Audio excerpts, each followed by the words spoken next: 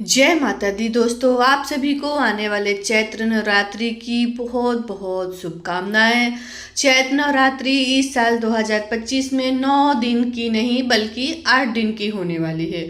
और मान्यता ये है कि इस अवधि में अगर सच्चे भाव से माँ भगवती की पूजा उपासना की जाए तो ना केवल सुख समृद्धि ही नहीं बल्कि घर में और आपके परिवार में और अपने कैरियर में बहुत ही बड़ा परिणाम मिलता है। नवरात्रि के पहले दिन कलश स्थापना की परंपरा हमारे हिंदू धर्म में सदियों से चली आ रही है। कहा जाता है कि जिस घर में कलश और घट स्थापना की जाती है उस घर में माँ दुर्गा का आशीर्वाद प्राप्त होता है, उस घर में सुख समृद्धि की बढ़ोतरी होती है। इसीलिए भक्त अपनी श्रद्धा और सामर्थ्य के अनुसार नवरात्रि में माँ भगवती के 9 अलग अलग रूपों की पूजा अर्चना करके उपवास भी रखते हैं। तो चलिए इस बार नवरात्रि जो हमारी पड़ी है चैत्र नवरात्रि कब से प्रारंभ हो रहा है, अष्टमी और नवमी कब रहेगा और कलश स्थापना का शुभ मुहूर्त क्या रहेगा। तो इस बार तिथियों की घटबढ़ के कारण आपके मन में ये प्रश्न और हमारे मन में भी ये प्रश्न आ रहा है कि क्या इस नवरात्रि में किस दिन किस माँ की पूजा की जाएगी और कौन सी पूजा हमें 2 दिन एक ही दिन 2 पूजा करनी पड़ेगी। तो अष्टमी और नवमी तिथि का इस बार एक ही दिन पड़ रही है, तो एक दिन पूजा की जाएगी या अलग अलग दिन पूजा की जाएगी। हमारे मन में और आपके मन में और बहुत सारे भक्तगण के मन में ये सवाल अपने आप आ रहा है। तो देखिए साल 2025 में चैत्र नवरात्रि प्रारंभ होगी 30 मार्च दिन रविवार से और चैत्र नवरात्रि की समाप्ति होगी 6 अप्रैल दिन रविवार को। जैसे मान लीजिए 30 मार्च को हमारा पहला नवरात्रि पड़ने वाला है और 6 अप्रैल को हमारा नवमी पड़ने वाला है, यानी कि रविवार से ही व्रत का प्रारंभ होंगे। और जब भी रविवार के दिन से व्रत प्रारंभ होते हैं तो ऐसे में माँ दुर्गा की सवारी हाथी माना जाता है और हाथी पर आगमन का बहुत ही शुभ संकेत होता है। हाथी का आना बहुत ही शुभ संकेत माना जाता है।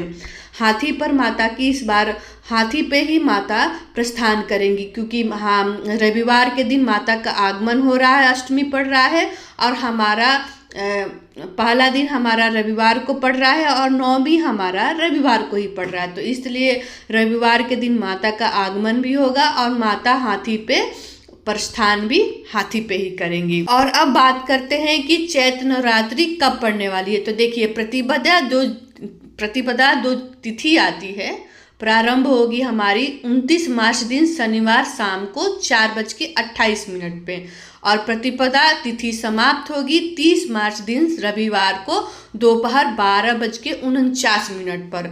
तो इस अवधि में इस तिथि में कलश स्थापना का जो शुभ मुहूर्त होगा वो रविवार को 30 मार्च को सुबह में 6:30 से 10:22 तक हमारा रहेगा। और कहा जाता है कि अभिजीत मुहूर्त भी बहुत शुभ मुहूर्त माना जाता है, इसलिए अभिजीत मुहूर्त जो हमारा होगा वो 30 मार्च दोपहर में 12:01 से और 12:50 तक रहेगा। तो इस अवधि में कलश स्थापना की जाती है तो बहुत शुभ माना जाता है।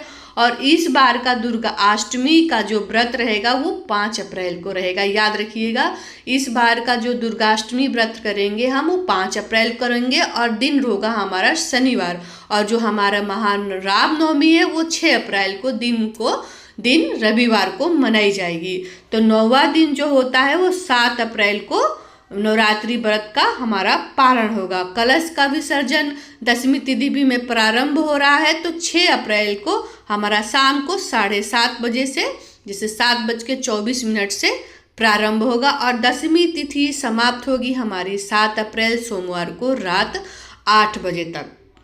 पर वैसे तो 10वीं तिथि में ही कलश का विसर्जन करना चाहिए और नवरात्रि व्रत का पारण करना चाहिए, लेकिन बहुत से भक्त होते हैं जो अष्टमी तिथि के दिन उनके घर में कन्या पूजन करके और वो कन्या पूजन करने के बाद अन्न ग्रहण कर लेते हैं, खा लेते हैं। तो उनके यहाँ वैसा होता होगा। और बहुत से कुछ लोग होते हैं जो 9वीं तिथि को के दिन कन्या पूजन करके अन्न ग्रहण करते हैं और शाम के समय वो सूर्यास्त होने से पहले ही कलश का विसर्जन कर देते हैं। ऐसे में हो सके तो हमें 10वीं के दिन ही कलश का विसर्जन करना चाहिए और माता की चौकी हटानी चाहिए, क्योंकि हमारी नवरात्रि, जैसे नवरात्रि का जो हमारा ये पूजा होता है उसमें हम 9 दिनों तक माता की सेवा पूजा करते हैं। तो इस बात का ध्यान रखें कि अगर हो सके तो 9 दिनों तक माता की चौकी लगी रहने दें, कलश लगे रहने दें। और आप अखंड ज्योत जला रहे हैं तो आप भी 9 दिन 9 रातों तक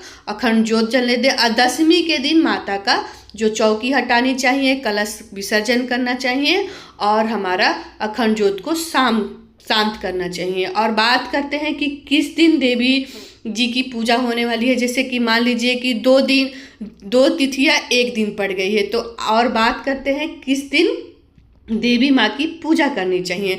तो इस बार जैसे कि आप जानते हैं कि 30 मार्च से हमारी नवरात्रि प्रारंभ हो रही है और उस दिन से घट स्थापना माँ शैलपुत्री की जाएगी। पहले दिन घट स्थापना और माँ शैलपुत्री की पूजा होगी। उसके बाद अगला जो दिन है, 2 तिथि एक साथ पड़ रही है, तो 2 तिथि में माँ चंद्र ब्रह्मचारिणी और माँ चंद्रघंटा की पूजा हमारी एक साथ की जाएगी। ध्यान दीजिएगा, जो दूसरा दिन है उस दिन हमें 2 तिथियों की पूजा एक साथ करनी है। माँ ब्रह्मचारिणी और माँ चंद्रघंटा की पूजा हमें दूसरे दिन करनी चाहिए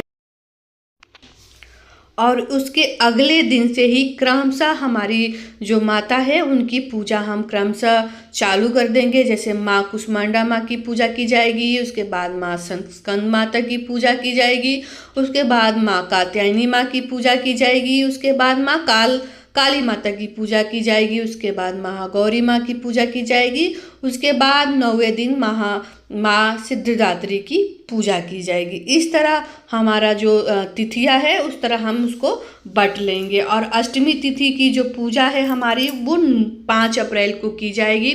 इस तरह हम अपने व्रतों का और अपने तिथियों के हिसाब से हम देख लेंगे। और एक बात और, अगर आपके घर में या फिर आपके घर में जैसे कोई बोलता हो या फिर अपने आस बगल जो भी मंदिर हो उसमें आप वहाँ पे पुजारियों से पूछ ले कि आपके यहाँ ये तिथियों का हिसाब कैसा हो, क्योंकि कहा जाता है कि जहाँ हम रहते हैं हमें वहीं से उसी के हिसाब से पूजा पाठ करनी होती है। तो आशा करती हूँ कि मेरी ये दी हुई जानकारी आपको अच्छी लगी होगी और नवरात्रि से संबंधित सभी वीडियोस आपको मेरे चैनल पे मिल जाएंगे और मेरे यूट्यूब चैनल के प्लेलिस्ट पे भी आपको सभी तरह की वीडियो मिल जाएंगी। अगर थोड़ा सा भी आपको कन्फ्यूजन हो रहा हो तो आप अपने घर के आस बगल जो भी मंदिर हो, जो भी पुजारी हो, आप उनसे पूछ के अपने घर की स्थापना करें।